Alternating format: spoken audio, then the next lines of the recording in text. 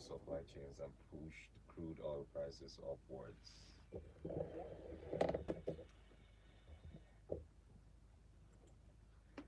The major fear is how will this affect the lives and livelihoods of Nigerians across the nation, knowing how fuel prices tied to almost everything that Nigerians do.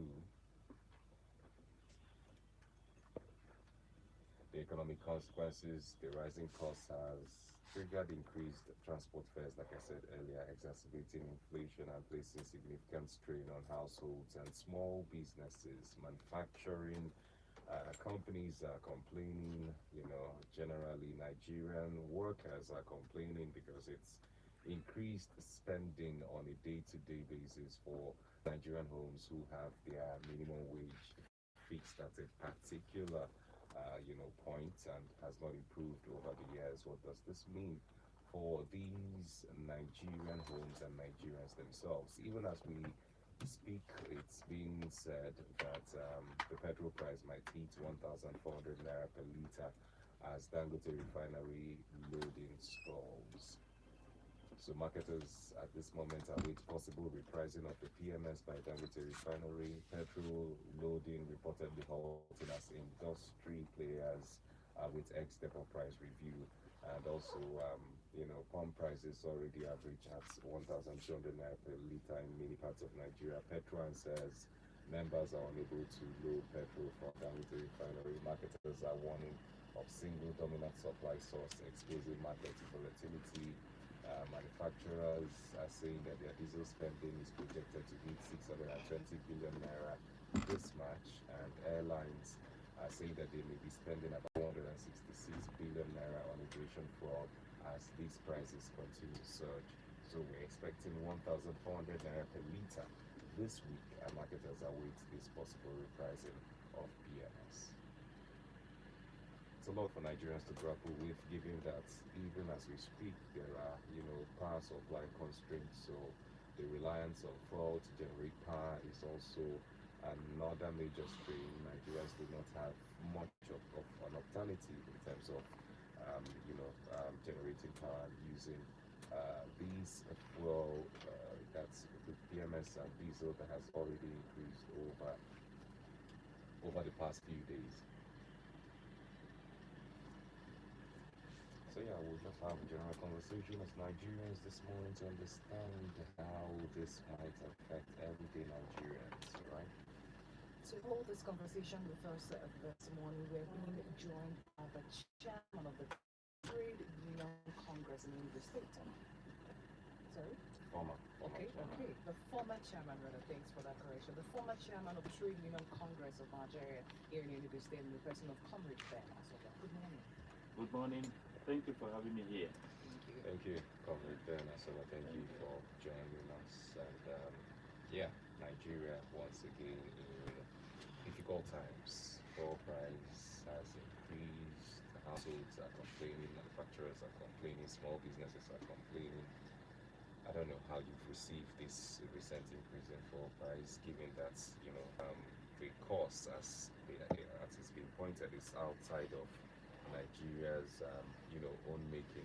It's not the government's making. It's what's happening in the Middle East that is causing all of this fuel price, and it's not just in Nigeria, in many other parts of the world. But how have you received it, given that Nigerians are already at the brink in terms of economic um, liberties that they have? What are your thoughts? How has it affected you as a Nigerian? All right. In the first place, I just want to thank you for doing the correction. I'm the president ex officio of Trade Union Congress of Nigeria, not chairman. Finished as chairman. So that is by the way.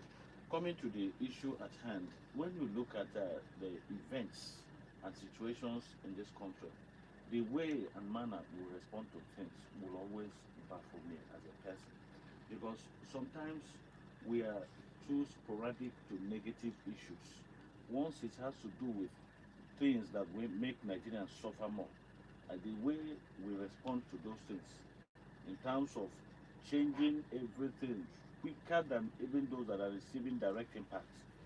Because why I feel weak about it is that if you ask those in US, most of them will still tell you they are relaxed, doing one or two things, as if nothing is happening, even when there is tension. If you ask those in Israel, they are not, they have not started feeling the impact as much. But here in Nigeria, we've already started doing a whole lot of it. Let me ask a question. If your father is a farmer, he's a young farmer, and he harvests during the period of harvest, because for us, we always have this period of harvest when it has to do with crude. And during the period of harvest, even if there is hike in the price of yam in the market, are you not supposed to at least enjoy the yam as the son or child of a yam farmer? Because we produce this, we have it as our natural sources. And thank God enough, we also have refineries, particularly Dangote refinery that refines within. If you look at the time Dangote changed their own price, depot price, they mentioned a whole lot of factors, including the interference with the Strait of Hormuz. For those who do not know what the Strait of Hormuz is all about, it's just like a water pathway that links, I think, the Persian Gulf to the Gulf of Oman, and then to the Arabian Sea before you get to Indian Sea, that is a wider space. So, and it's a kind of zone that allows for the trade of crude among most of those oil producing nations like Iraq, United Arab Emirates, Iran itself, some other countries. Yeah, 20% of the world. Yes, about 20 to 30% of the trade goes through that aspect.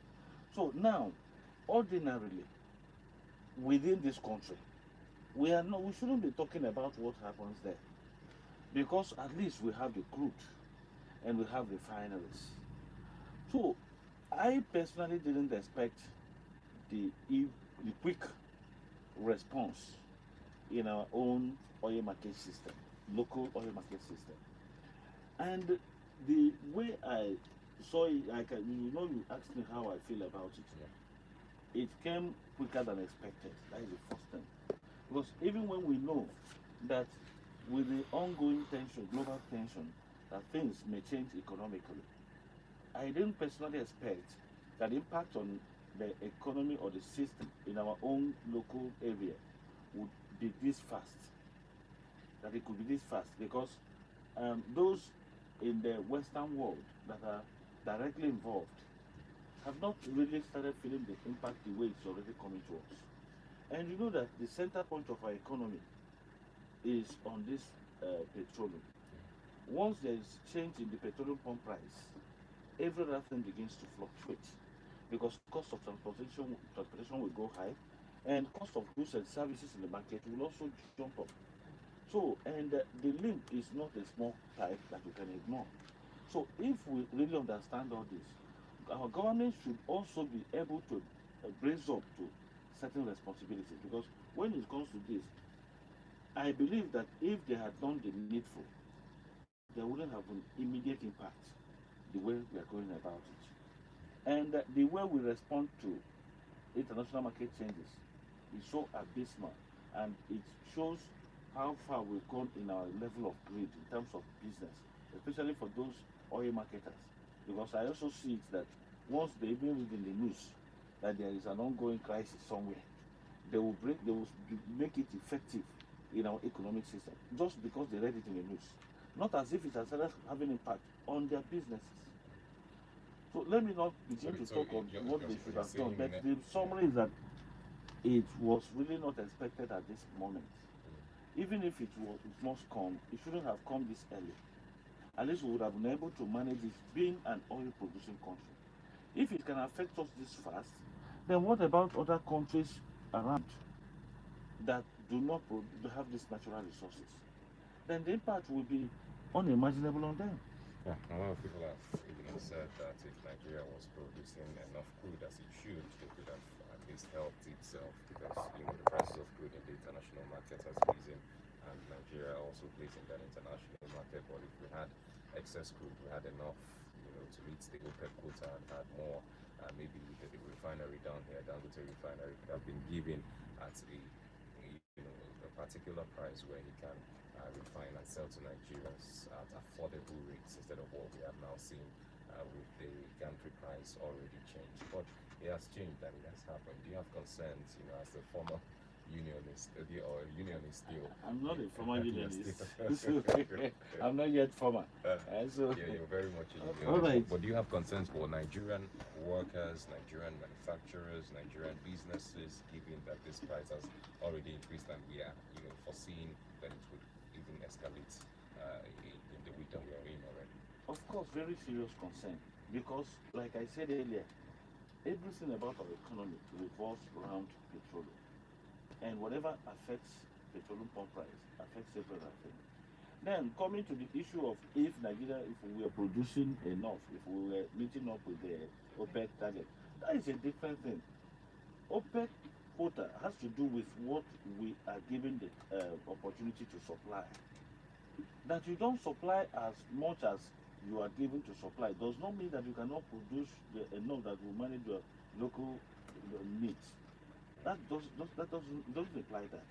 So the first thing you do is to take care of yourself and then give out. And it's compulsory that we give out, yes, to be able to meet up with other needs.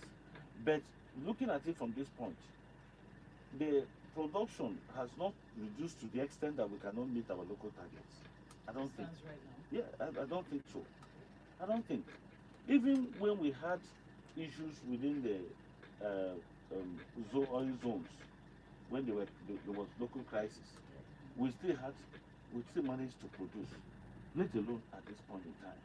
So nobody will tell us, and in fact, I will find it difficult to believe that we've not deteriorated to the extent that we cannot even produce enough crude for our local use. That we have not been able to meet up OPEC target is a different thing entirely. For instance, if OPEC says you must supply maybe so million barrels per day, and you are supplying maybe half of it, that still does not mean that from that half of it you cannot get enough to use for yourself. That's not what it means. So it cannot be the reason cannot be that we don't produce enough. So sometimes why some company like Dangote refinery must import could be on the basis of maybe price difference or whatever, but or some other logistic But he issues. says that he cannot be able to get enough petrol from here because from the reports we read that Dangote gets about 18 million barrels of oil in a month, and out of that 18 million, NNPCL supplies about 5.7. That's about 6 cargoes. So 12 million of it he gets it internationally. And does it mean that why they supply 5 is because they don't produce up to 18? It could also be because they export. Yeah, I hope they're getting me. there They is- still export. There's a loan. So that- if you that produce, the- yes, if the you government produce is maybe still paying 30 back. million and you give out to about maybe to the local refinery, you give only 5. Then now that we have economic crisis and global crisis, it is necessary that even NNPCL upgrades in terms of supply to Dangote. It's also necessary that we look at the daily production on how to increase it to meet up with our local targets while still maintaining the level of loan. Because the problem we have in Nigeria is that those that are running this country are running it as if it is just Banana Island and the business outfit for themselves, not even for the country. Otherwise, how come we've even borrowed with the crude that we are to get in future? Because what is happening to us today is that we are paying debts and also getting more indebted. In the sense that you've not sold, you are producing crude and you are collecting money in terms of loan against what you will supply in future. Now we are saying we are paying loan because of the way and manner we've been running the system. That is why we are running into this kind of chains of trouble. You see, it's just like a worker. If you collect loan to take also title as a worker, forgetting that your salaries remain same and your needs keep increasing. By the time you finish taking also title, you tie that rope on the rope they normally tie on their legs, and you become also with empty stomach. Because when you be paying loans and other issues will be coming up, and you still need to feed yourself, The hunger will tell you that you are a hungry also. And that is what is happening in Nigeria. Many individuals have so much built themselves economically that they have become richer than some countries through our own commonwealth. And we are now indebted to the extent that you get the crude and say you must supply to a particular organization or country or whoever because you are owing. And the collateral you have for that loan is the crude. Can you see where our problem is coming from? So that is why when you postpone the evil day, it may become worse for you. But coming back to the issue, the government must be able to think out how to manage the system. You see, the difference between maybe a doctor and a butcher is that a doctor knows how to cut and stitch back, but a butcher only knows how to cut. Our government is a butcher. They just continue slicing our economy without knowing how to fix back. That is what they should think of. Because now that we have gotten to a point where we are having global crisis and we don't even know the extent and how long it's and how long it will last. Let's assume the worst, which I pray will not happen. Let's assume the worst, like maybe another world war. If that happens, how do we sustain ourselves within? If at this level of preliminary aspect of global tension, we are already feeling the impact. What now happens if there is this global crisis that will result in world war? Maybe when other countries begin to enter into the issue of this crisis that is on at the preliminary stage. So if you are running your family and you don't think out of the box on how to sustain your family if things go the other way, you might not succeed when drought comes. So you must think beyond the present situation. So our leaders have to, first of all, design a framework. Since our own refineries, NNPC refinery and co, do not really work, we have to increase supply to Dangote refineries. You know, Dangote also needs 18,000 plus, 18 million plus because he also exports refined products. So, and we have to negotiate with Dangote. Even as we export, try to meet up with local targets. If we can do that, we will cushion, because my fear is that you're even talking about 1,400. If the crisis continues and worsens, 1,400 may be a primary issue. And if we did not begin at this point in time to think of so many ways to block the possible channels of severity, it may be worse on us. So, looking at it from that perspective, I can tell you that while it is a global problem, we should not owe it as if it is our direct issue. If we had done the needful, a lot of all these issues wouldn't have been coming. It is not just a matter of saying we have privatized the oil sector or we have privatized, but we must also have the requisite conditions that will help us not to feel the impact when anything happens at the international market. So now, since Dangote gets just far less than half of what he gets, monthly, we should also think of how to increase supply to Dangote.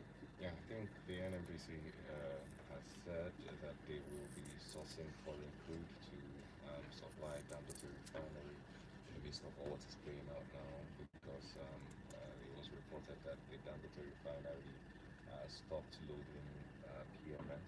So, they suspected that Dangote refinery might be preparing to increase the price one more time. So the federal government is trying to source crude from outside of Nigeria to supply Dangote so that refining operations continue. Although it's said that it would not immediately translate to lower costs, but that is to maintain what we already have so that we don't see a spike in the week, because it's predicted that we're supposed to see prices of pump price hit 1,400 naira per liter today. And what does that mean for workers whom you as unionists have tried to protect time and time again? Workers would have to cough out a lot more money for transportation, a lot more money to power their homes, a lot more money to drive their own cars, to their workplaces. I remember when there was, the removal of subsidy happened, and the unions were pushing for negotiation for what's it called, minimum wage. There was that room. I don't know if I would call it a rumor, but there was that news that came out at that time that the federal government, right, were offering 70,000 naira at that time as minimum wage in exchange for them to actually hike the price of petrol at that time during the negotiations. But can you tell us what unionists will be looking at this particular situation in the country, depending on how it affects workers, given that their wages are limited and they do not, they suffer the brunt majorly whenever we have economic upheavals like this? The first question you asked me was what it portends for workers. And I think the answer will start from the studio. We are all workers. We are workers. And you know what it portends even for your pocket as a worker. When you earn your salary and you go out there to face the economy the way it's going. And be rest assured that in no distant time, even goods and services are being felt. But before you know it, even the least things in the market will change. And the change will be sporadic. The worst part of it is that when there is 1% effect, the impact on us will be more than 20% or 30. And that has always been the situation. So the impact there is that when you are using steady amounts to chase variable figures, you know what it implies.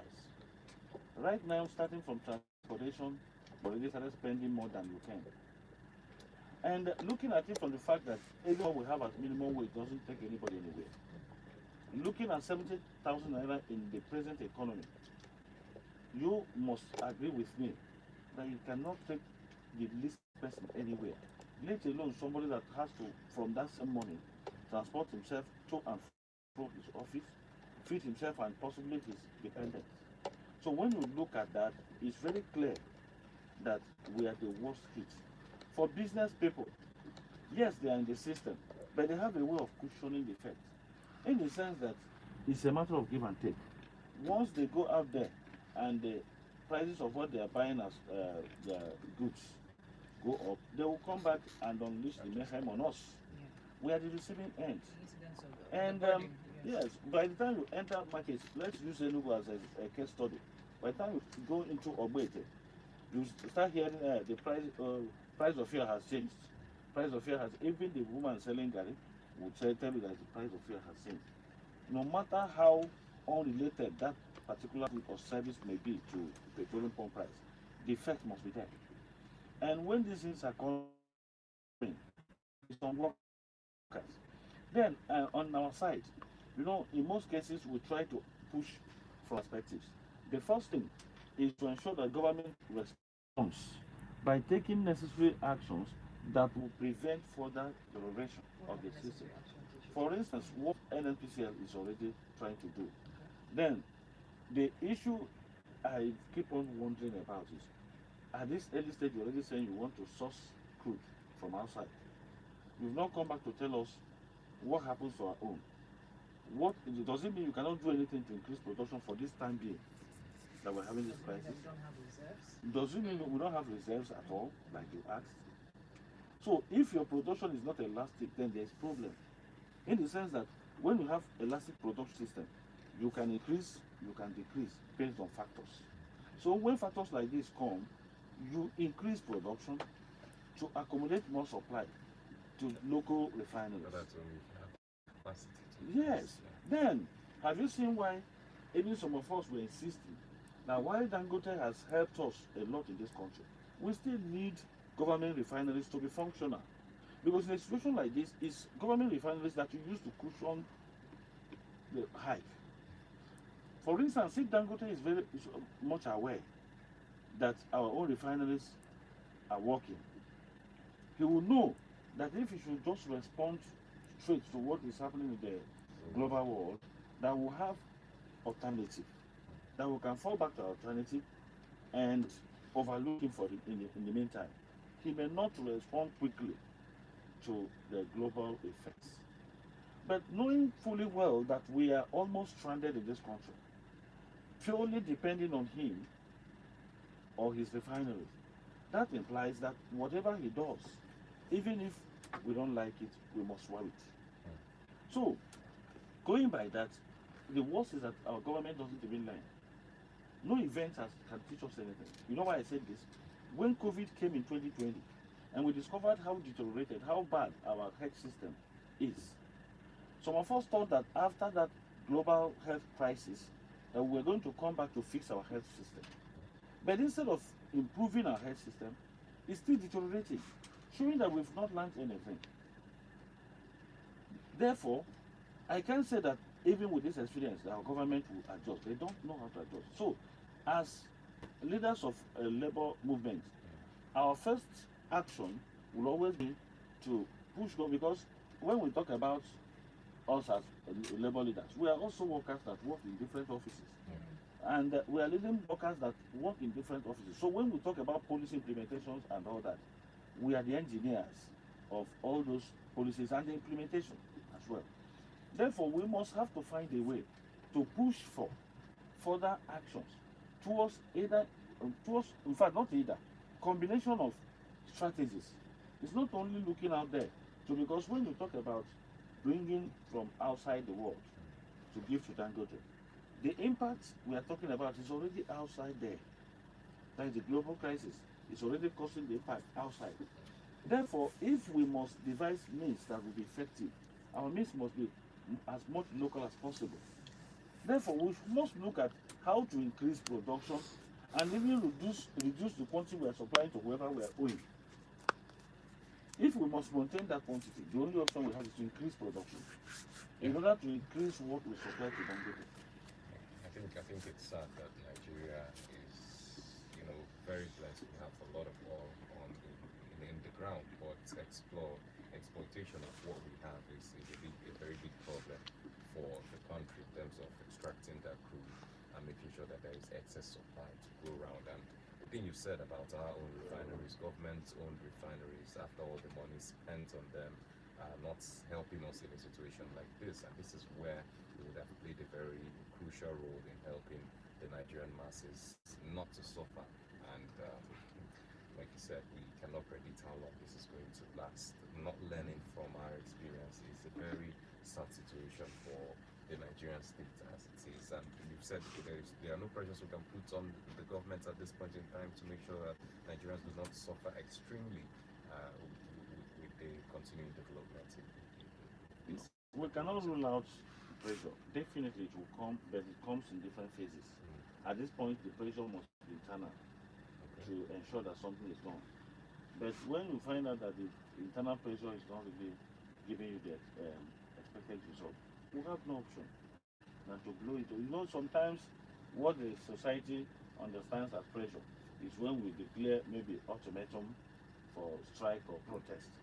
But we're just well informed on this issue that anytime you see open crisis, we must have worked on so many things internally to ensure possible internal control that may not even show the public that anybody did anything. So it's only when those things fail that we begin to see ultimatum, protests, and whatever. So normally, except if government takes such sporadic actions like the issue of fuel subsidy removal that came instantly. You see, why we were even uncomfortable at that point in time is that we wanted government to do the needful by providing requisite conditions that will help us cushion conditions like this. So, but that is, by the way, that one is already a forgotten issue because we are into it, and no matter how we complain, we must find a way forward. So, going by what is happening, we cannot rule out open pressure to government. But what I'm just saying in effect is that normally, when this happens, we normally call for ideas because we have professionals in different fields. For instance, I'm a labor leader, but the way we do it is that when it comes to this kind of issue, we first consult those that have that professional dexterity in the area concerned. While in the labor movement, if anything comes up from health sector, they resort to people like us that are professionals in that sector. They come back to us inquire on possible way forward. The best possible The actions. best possible actions, yes. Then in this situation, we will also normally consult experts Okay. on what must be done, both professionally and economically, to ensure that Nigerians, particularly the workers, will not suffer much. Why I use the word particularly the workers, that other Nigerians that are doing business may survive, because what it will take them is to increase the prices of their goods and services, and it will be a win-win thing for them. But for us, the salary remains the same. What you collected in January when there was no crisis of this nature is still what you collect in the month of March.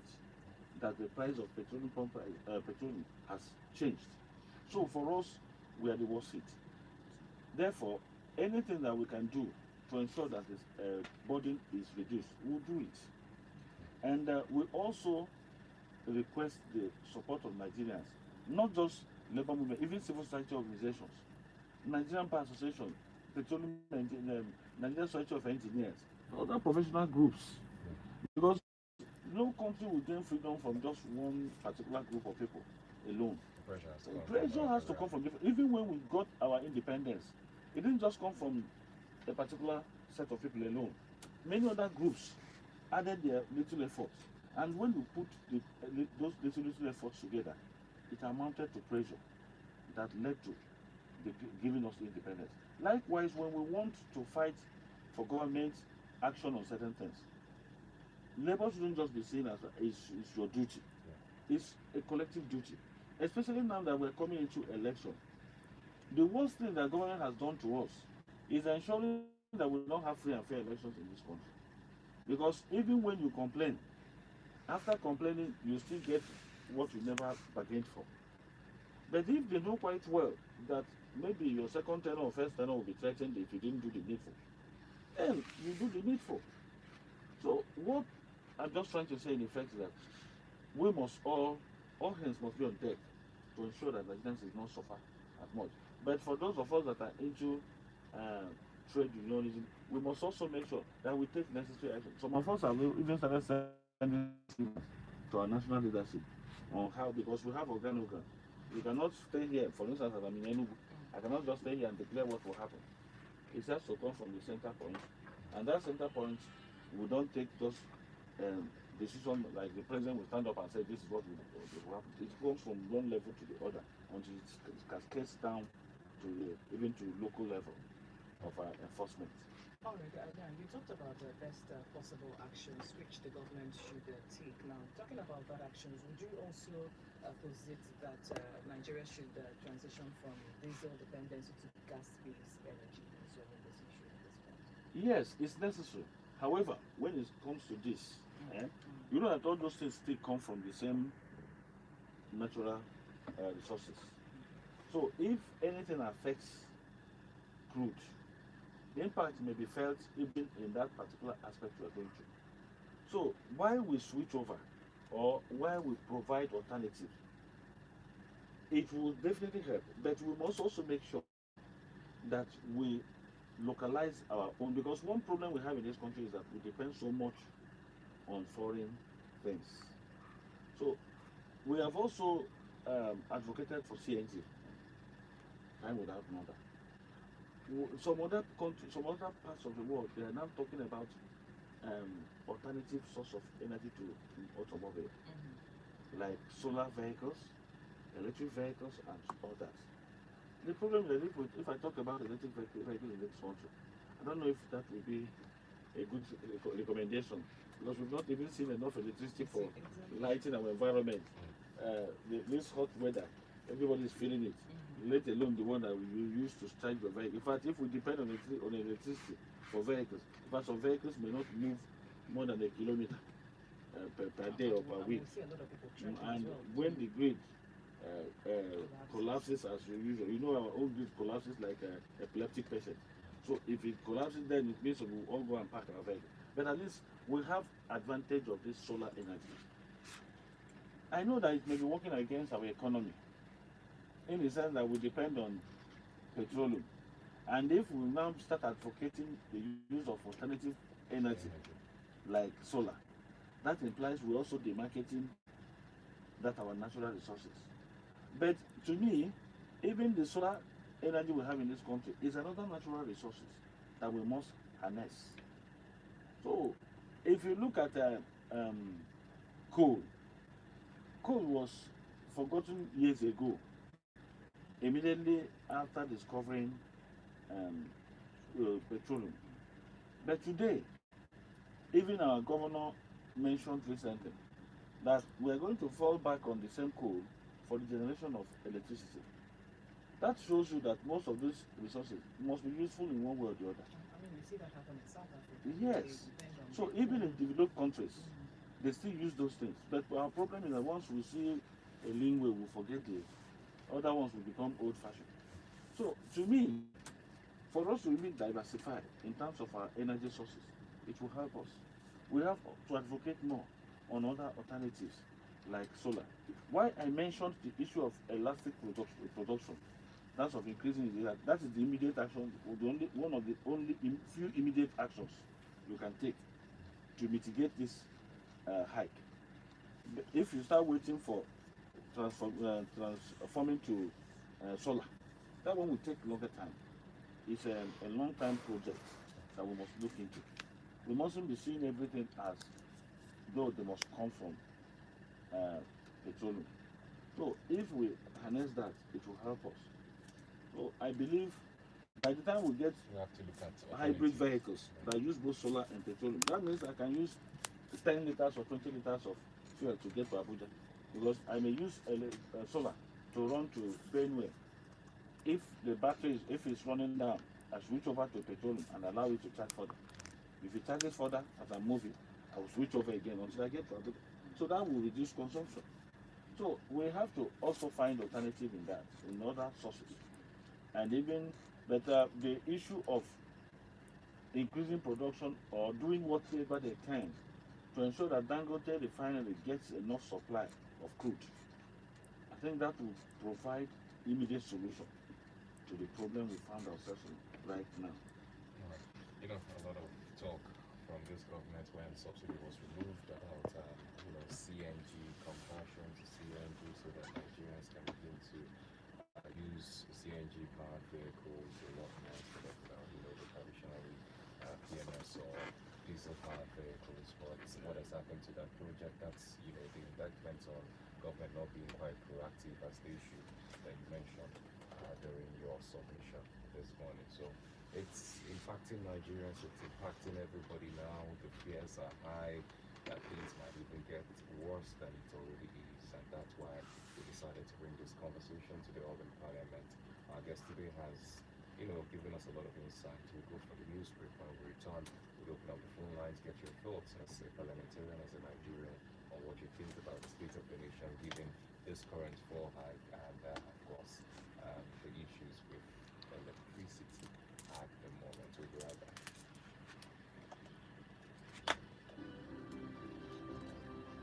Link. From the capital, Nigeria. southeast to the world. This is 94.5 Urban Radio. Good morning and welcome to Urban Radio News Update in 94.5 seconds. I am Shoma Owasoka.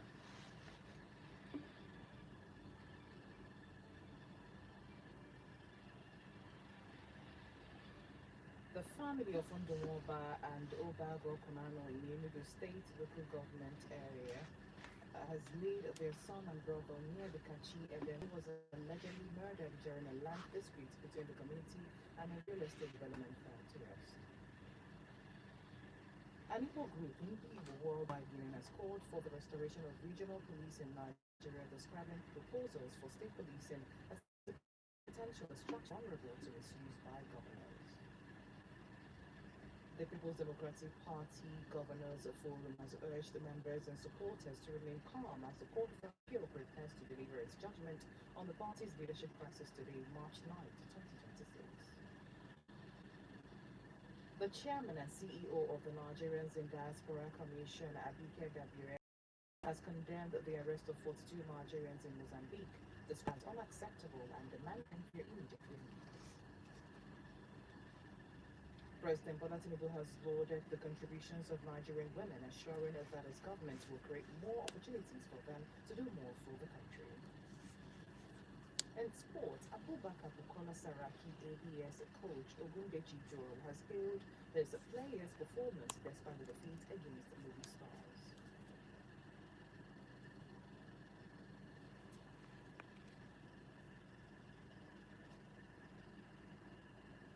On entertainment, popular Nigerian actor Mink Edochie has cautioned protesters in northern Nigeria against actions that could provoke powerful nations such as the United States and Israel. You're up to the minutes in 94.5 seconds. I am Chioma Owansonga.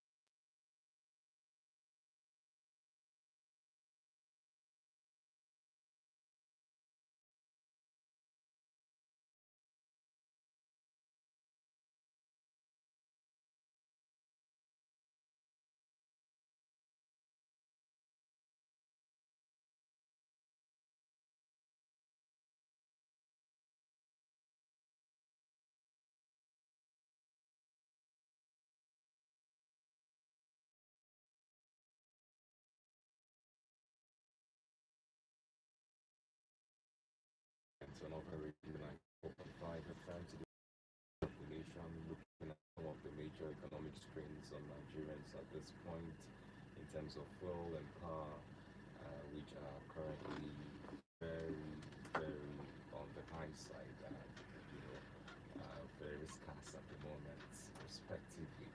What are your thoughts? We've had our guest help us delve into this conversation. Is said a lot.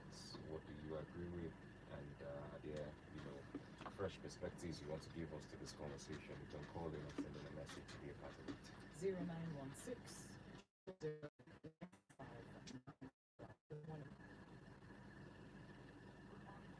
Good morning. Good morning, brother. I think the first person between you there. That's one thing we talk about like Obi used to say, P2B, we are consumptioning and not productioning. Yes. We are not using to do anything to export. To have something that we sustain this country. When you go to Ghana, I've always visited Ghana, all they use is they are made in Ghana wares. Nigeria, some section of the country in Nigeria, section of the city in Nigeria here, this is we depend on where they call it, the foreign stuffs like that. Yes, Western world, like stuff like that. That even a poor person can only just depend on wearing. Hey, what I'm putting on is this and that. What the children suffer. So now, what is this about? We take it over there and bring it back again. Everything depends on the federal government. If anybody that I always say that if anybody is matching on this about a refinery that will help us to produce fuel here in the country, let God put soft man in that. Thank you very much. Okay, thank you for calling in 0916 0005945. Good morning. Good morning, are you there? Hello. Good morning, Chief. Good morning, sir.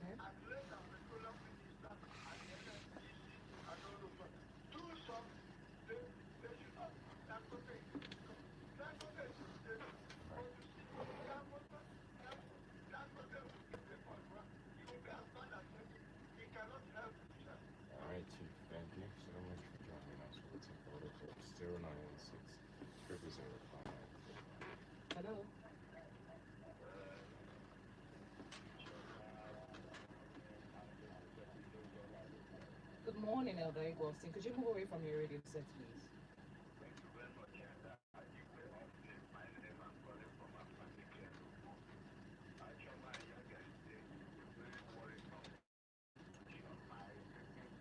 Your guest in the house. It's a very worrisome situation. The situation we found ourselves in this country called Nigeria. We pray for God's intervention because it's a helpless situation. We are all now tired. We don't know what to do. Just as Pandokaya has just said, it's as a result of bad governance. A government that does not care for his people. And that is the reason why we are still talking about a gift that God gave us in this country. Let's see how it has turned to be another problem, a thorn on our flesh, that we cannot have enough fuel for us to use in this country because we borrowed and borrowed and borrowed and borrowed. And not only that we borrowed, we cannot supply enough to our people. There is no refinery. And the demand that God is using to cushion the effect of these fuel prices of 18, they cannot receive enough crude oil from our own country, Nigeria. It's very, very worrisome. We are worried that in this country, there is no petroleum products for us to use. There is no power supply. Our own president promised us 3 years ago that if we fail to provide adequate power supply, that we should not vote for him again. But who is talking about that? It is now that we must have to vote for President Tinubu come 2027.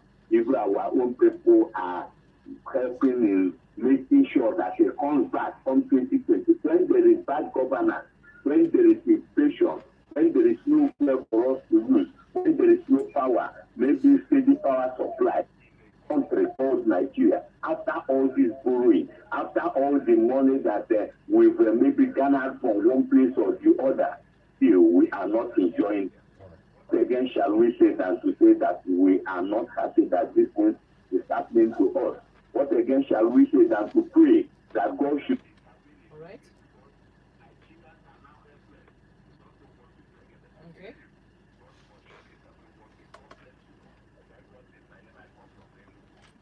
Thank you very much for calling. Good morning. Hello. Hello, are you there? Good morning. We're struggling to hear you. Do well to call us back. 0916 0000595. Good morning. Yes, good morning.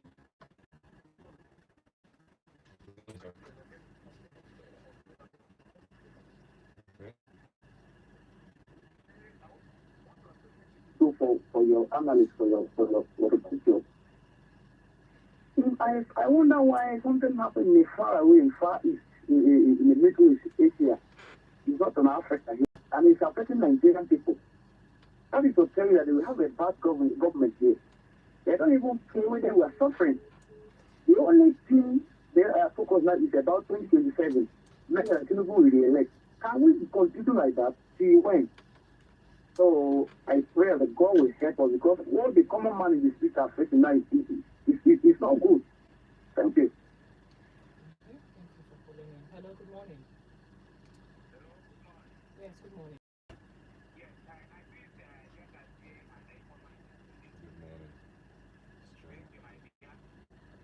This is a regular caller from Nkomoro. By name was Chuku. Yes, I think the situation in this country is first up because everything boils down to the leadership of this country. I mean the authorities. Because from the outlook, from the all indications, you can see that what is going on in this country is deliberate. Tools that are leading us does not make well for us. These are people that are not service-oriented. These are class of people that are there just mainly to amass our commonwealth and nothing but that. Having said that, I think the issue of high price of petroleum products in this country does not start today. It is an age-long issue, which is quite very, very worrisome. Okay? And again, you know that Dangote is just like likened to a land of the blind, where one man is the king. Because we have refineries, but they are not working.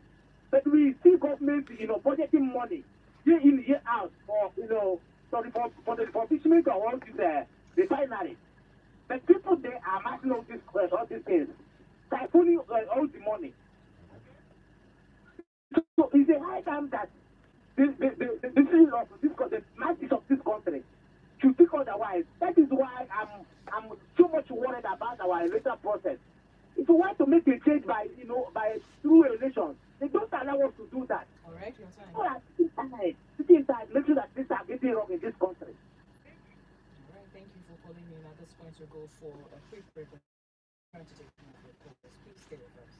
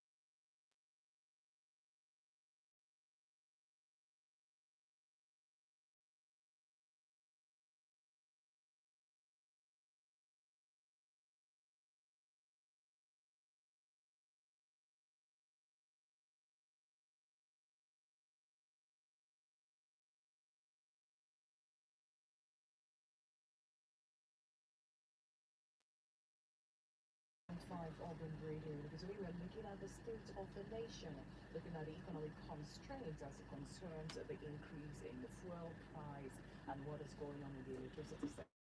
Seeing that the Nigerians are no longer receiving the amount of electricity needed. All of this compounding issues for us. So, what are your views on this? We're still taking the calls, and our analyst this morning, Comrade Ben Abuba, has critically looked at this and sort of proffered solutions to what the government should do at this time to mitigate the effect of what's going on at the international community as it concerns petrol. 0916 0005945 or 0916 0004945.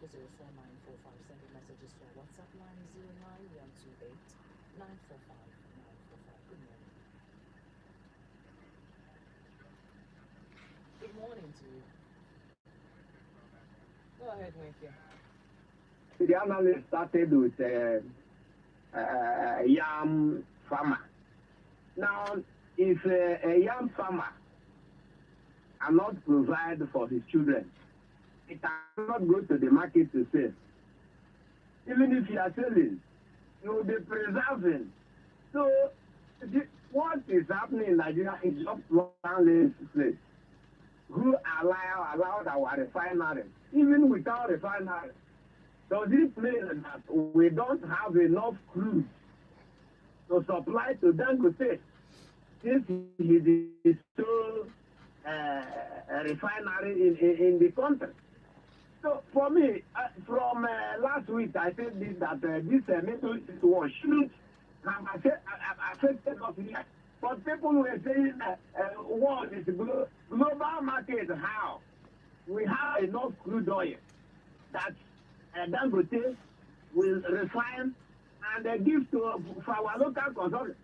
Now, NNPC sorting out crude international for that to add something again.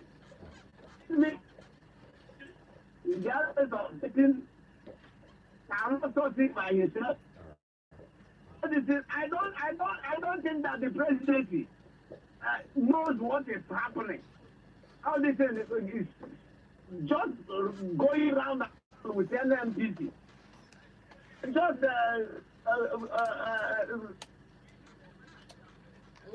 Hello, Weke. You said you don't think the presidency knows what is happening in the petroleum sector. Is that what you're saying?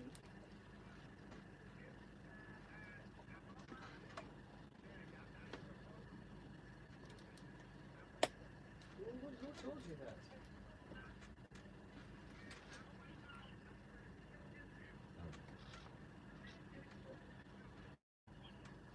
All right, Weke, we've gotten your submissions. Okay. All right. Thank you. Hello, good morning.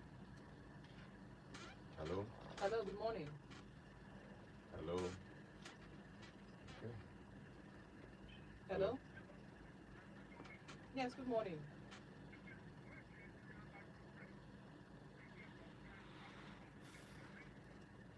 Your name and location. Yeah.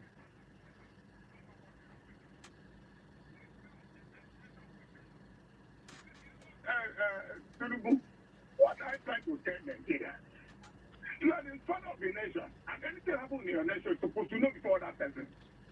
Now, what happened? Look, see what the says is any AC say that Ezra could happen here. That is what the covers Nigeria. We have up to 5 refineries in the country. None of them is working. Now, if none, assume now, if Dangote refinery collapse or tomorrow, what will be the next action for Nigeria? What are they trying to tell Nigeria? This type of hardship, this type of government. We not expect this type of government from Tinubu regime. Nigerians are dying in silence every day. Are we talking of electricity? Which one are we going to talk and leave on that? They are no longer enjoying electricity. Somebody country is concerned. They will bring like just one electricity cost. Before you know it, just to go inside your house and bring your handset to put on the light. Go on. Tell me the second that people are enjoying on this type of regime. That's what I'm saying. I prefer military regime more than this civil regime. Because the military regime, people will not die in this. Are we talking of that of security? Insecurity of the country. All right. I'm going to talk to benefit all this. citizens.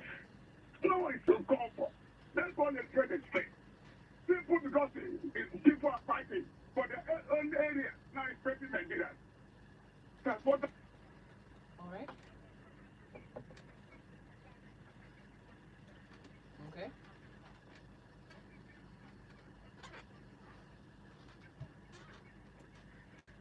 All right.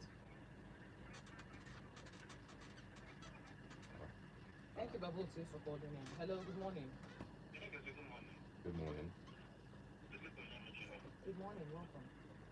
What's going on with the food prices and everything?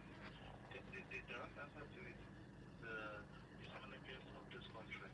Ever this country started with especially this administration and subsequent one, they want to call it. Okay, over 2015, Nigeria has never been the same. Okay, so we all know the problem. The problem is that our leaders have intentionally failed to put something in the right path. I use the word intentional. It is not about not knowing what to do or not having the right idea. They all know the right thing to do. Okay, there is no way all of them are that tough. They all know what to do and they refuse to do it. That's where we are. Okay, and intentionally. When I come about intentional all these things, and when you come out and see me, they lock you up. Or man, they lock you up. Everybody I'm trying to say something right. They lock either not the person up or give me kind of one. Call delivery. Let's take one last call before we look at messages on WhatsApp. Good morning.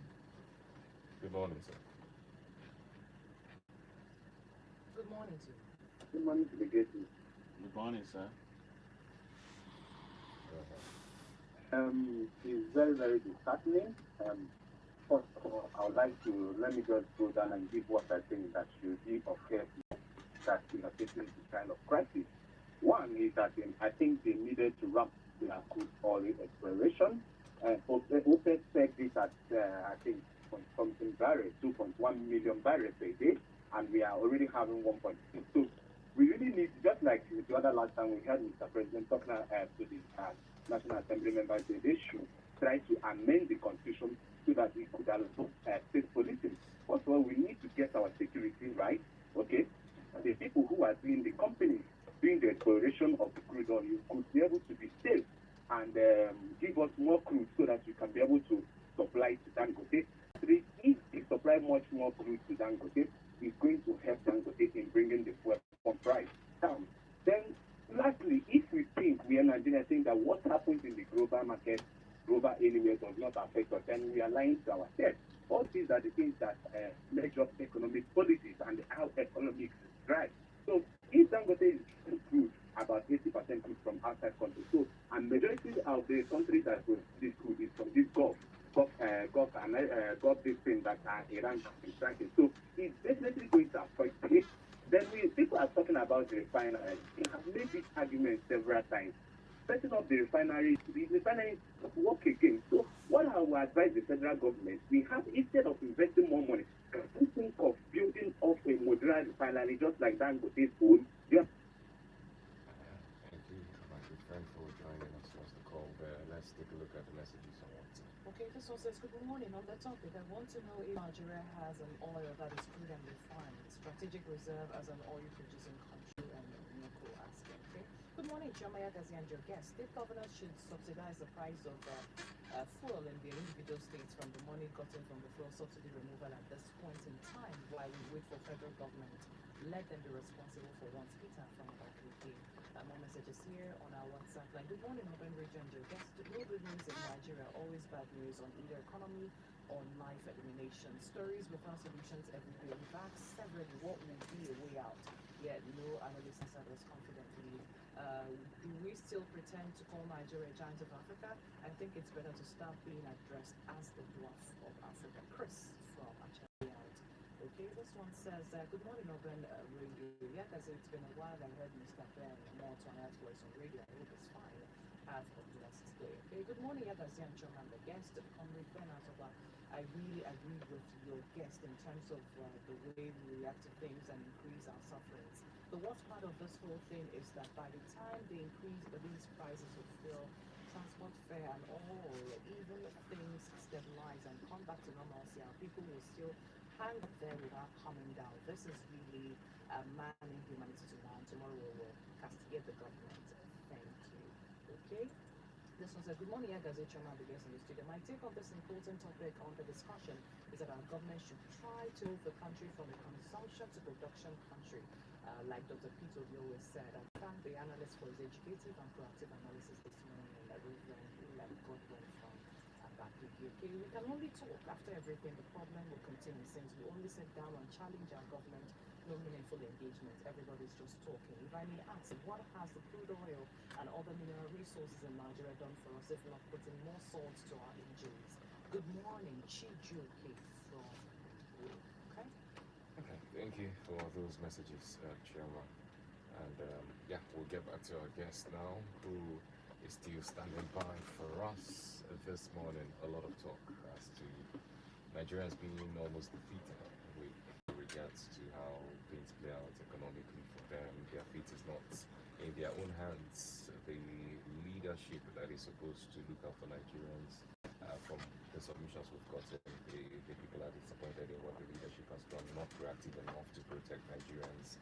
We have the president taking care of the petroleum ministry, and things are the way it is with our petroleum industry, so to speak.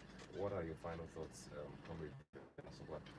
Having heard what everybody has said this morning, what are your final thoughts? What can people do more than just talk? Because I think a number of people have hammered on that. What can we do as Nigerians more than just All talk? right. And as well, before you react, someone actually asked a question or probably an observation. It says that state governments can do something about this, about subsidize the price of PMS from the individual states, from the money they get from the fuel subsidy removal at this point. Let me disagree with that immediately, Okay. and I have my reasons. You see, when you give the present government room for a system you cannot measure comfortably, you don't have good measuring in factors or indices to say that this particular amount was spent on subsidizing fuel.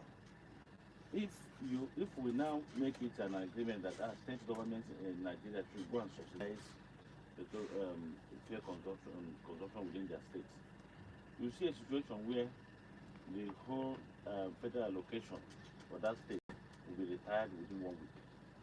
Someone will just sit down somewhere and start to retire everything. If it is a system where things work, that can be encouraged. But going by the level of system, if you give them such leverage, they will definitely abuse it. We've had so many. You remember the issue of subsidy, or that came in when they removed fuel subsidy. When they removed subsidy, and we're talking about palliative. Sorry, not subsidy, palliative.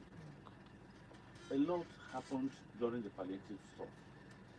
Many people did not see anything, yet billions were spent. And if you look at it, that tells you that it may not be encouraging to bring immeasurable factor like subsidizing consumption and say government should go and subsidize. You just give them open check.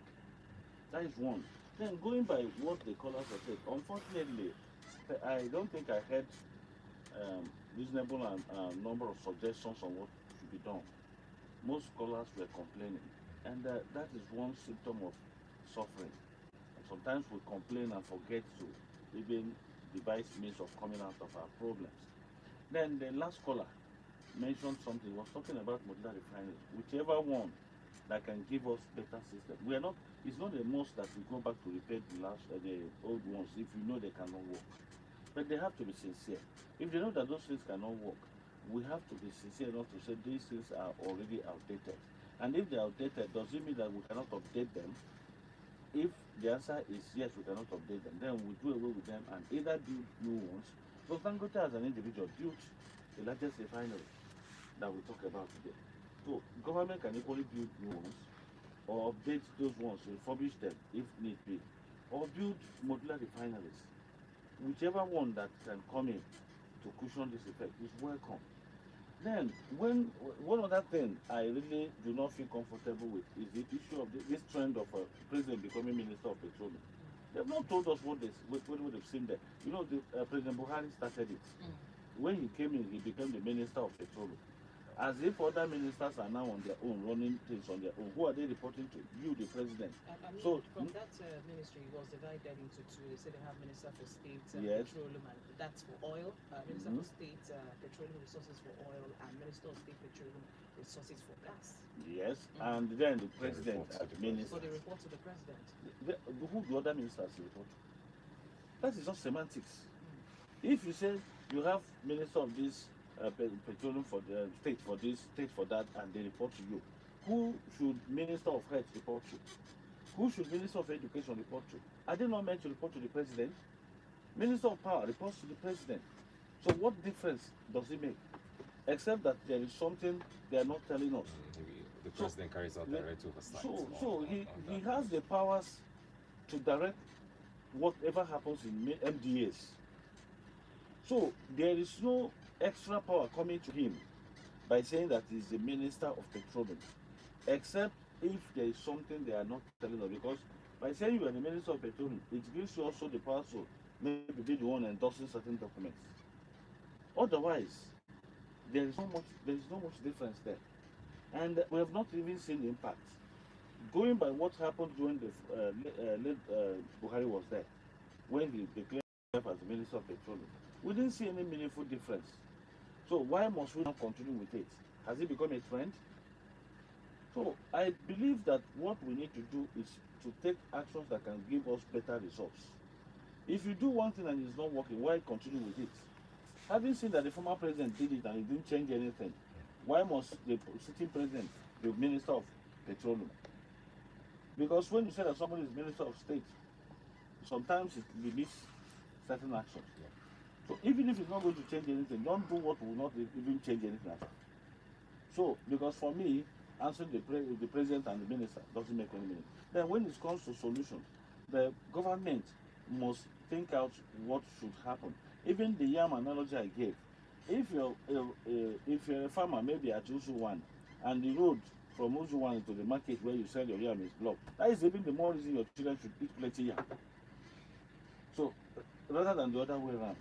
So, if we are looking at it from the good perspective, the issue of blocking that strait of Hormuz is more of something that affects the Gulf countries. And we know quite well that globally it will affect all of us. But the question is to what extent and how fast. So we are supposed to be able to manage it to a certain level before it gets to us. It's just like when it starts raining. It's not immediately it starts raining that you see flood. It's rains for some time before flood comes in. But in our own situation, it's still drizzling and the flood has already come. Is it supposed to be so? That's what we are talking about. Not that we don't know that definitely it must have impact on every part of the world since it's a global crisis. But it shouldn't be coming this way and this fast and with this level of with this gravity. This is the early morning stage of the global tension, which we are praying that it ends at this early morning stage. But if it continues, what happens? So I think the presidency should even, because what they are busy talking about is election 2027, election 2027. We will live till 2027 before we go out there to vote. That's politics dominating governance. So the first thing is to meet the needs of the people.